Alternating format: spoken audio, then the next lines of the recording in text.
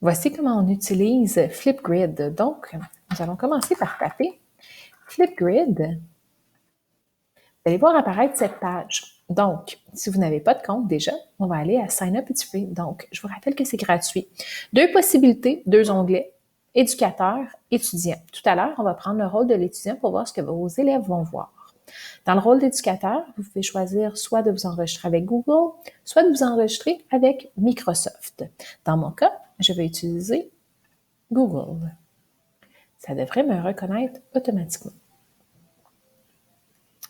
Donc, ce qu'on peut faire, on peut ajouter un nouveau grid. Un nouveau grid, en fait, c'est comme un nouveau cartable. Donc, on va l'utiliser ici. On peut d'abord choisir qui va avoir accès au grid. Est-ce qu'on va demander aux élèves de tout le monde qui tape votre code va y avoir accès ou seulement les élèves qui sont dans votre domaine? C'est ce qu'on vous recommande. Donc, on pourra, par exemple, le nommer évaluation de fin d'année, secondaire 3, par exemple. Et on peut le personnaliser. Tiens, on va sauter ici, c'est la fin de l'année. Je dois inscrire quel est le nom de domaine des élèves qui vont pouvoir avoir accès à mon cartable. Donc, et voici. Alors, je lance mon nouveau cartable et voilà. Mon nouveau cartable ressemble à ça. Ce que je vais faire, c'est que je vais ajouter un nouveau sujet. Donc, ça va pouvoir me permettre, par exemple, de classer mes élèves selon leur groupe. Donc, mon groupe pourrait être, par exemple, on a dit que c'était du secondaire 3, donc 301. Choisir le temps maximal, donc on peut décider que c'est 5 minutes ou 15 secondes. On va choisir 45 secondes et on peut y ajouter ici une descriptif. On vous recommande de peut-être recopier les consignes que vous aviez déjà données. Donc, on va juste écrire consignes avec un maximum de 500 caractères. On peut décider qu'avant que l'élève puisse publier, on doit approuver la vidéo. On peut décider aussi qu'on va terminer, à quelle date on va terminer la production. Donc, on pourra dire, par exemple, c'est le 21 et après le 21, il sera, donc, on va l'activer. À partir du 21, l'élève ne pourra plus y retoucher. On va pouvoir décider est-ce que l'élève, on veut qu'il enregistre une vidéo. Moi, je pourrais enregistrer une vidéo aussi pour expliquer. Donc, je pourrais ajouter la vidéo de moi qui explique le projet.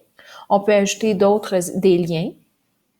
Ici, on peut permettre à l'élève de réagir, de se répondre. Donc, pour cette fois-ci, on va choisir de ne pas se répondre et demander aux élèves d'ajouter un titre. On peut décider aussi que les éléments qui vont être ajoutés seront publics, privés ou il n'y en aura pas. Et finalement, on pourrait se permettre de donner une rétroaction à l'élève. Je crée mon sujet, m'apparaît ici un code. Ce code est important parce qu'il s'agit du code que l'élève va utiliser pour accéder à votre Flipgrid. Si on retourne ici, tout à l'heure, on avait pour les éducateurs et on avait Sign Up, It's Free. On avait étudiant. On va tout simplement coller le code qu'on nous a donné tout à l'heure. Et là, je peux choisir, est-ce que je m'inscris avec Google ou est-ce que je m'inscris avec Microsoft?